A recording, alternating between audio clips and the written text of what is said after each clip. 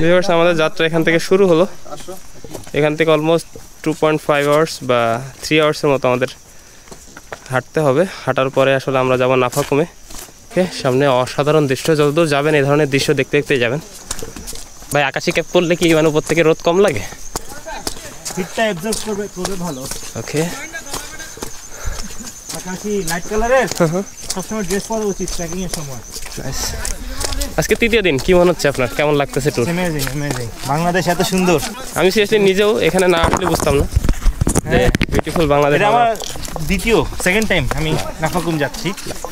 আমরা তো বলি বিউটিফুল বাংলাদেশ বাংলাদেশ, বাস এখানে না আসলে মানুষ বুঝবে না যে বিউটিফুল বাংলাদেশ কি জিনিস। বাংলাদেশের অর্ধেক সৌন্দর্যই হচ্ছে বান্দরবনে।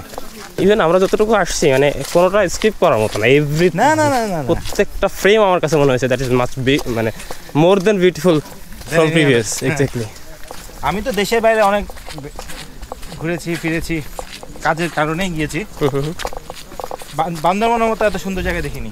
থাইল্যান্ডে যাও এর থেকে সুন্দর হয়তো বা পাবা, কিন্তু ওখানে তো সব কিছু একটু মেকি, মানে লাইক আর্টিফিশিয়াল ম্যাটারটা কাজ করে। আমাদের এখানে কোনো সব কিছু ইজ ন্যাচারাল, ভেরি ন্যাচারাল। এগুলা কি বাদামের গাছ না? আমাদের গাইড আছে, আমাদের আপনার নাম মং এশা। মং এশা। ওকে, আমাদের সাথে 4 জন গাইড আছে। সো আমরা অলমোস্ট 61 বা 62% আছি। সো এখানে বাদামের চাষ দেখতে পাচ্ছেন। Then let's enjoy. সামনে গেলে আরও দেখা হচ্ছে।